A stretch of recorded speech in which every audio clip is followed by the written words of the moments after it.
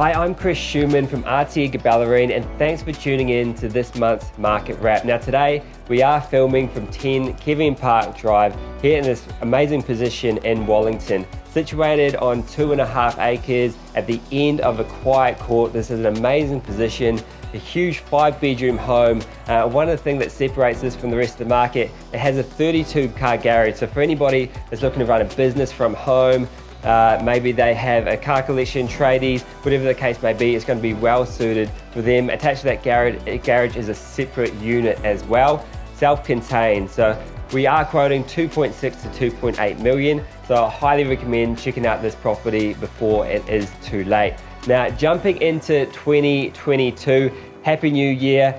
We hope you have a great one. It's really looking to be an interesting year. With COVID, it has reared its ugly head again, but the experts are saying the vaccines are getting better, so we think that we should be able to treat it almost like the common flu as we proceed through the year, allowing people to get back to work. But we have seen it really causing issues with people that are needing to isolate through the economy, and especially here on the Ballerine, and that is causing people not being able to be at work, obviously.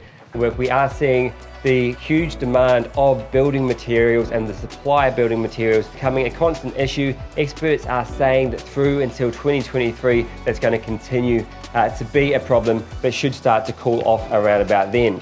If we look at the Reserve Bank of Australia, the cash rate is sitting at an all-time low still at 0.1%, and Philip Lowe is saying he's going to keep it at that level. They have stopped the stimulus package that they have been putting into the economy due to their being happy with the employment rate.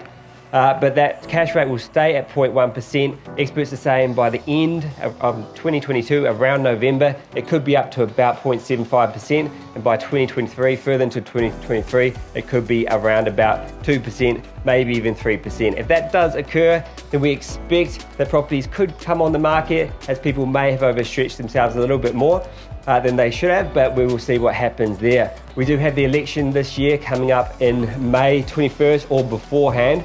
The date is yet to be set. We'll see what happens there. The major topics that will be a concern is the constant increase of living, and that is playing into the economy as we see asset prices increase. Once we jump into our core markets, Leopold and Clifton Springs has risen over 20% in the last 12 months, which is huge, substantial growth.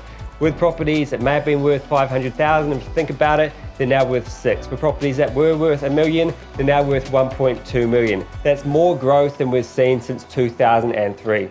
So if you have been looking to sell, now is probably a really good time to maximize your returns, because the market really is potentially at that top level. The Herring Todd White Australian Property Clock is saying that we're nearing the top of the property cycle, and we never really know when we're at the top until we start coming down on the other end. So if you want to maximize your returns, make the most of summer. We still have quality buyers coming through our open for inspections.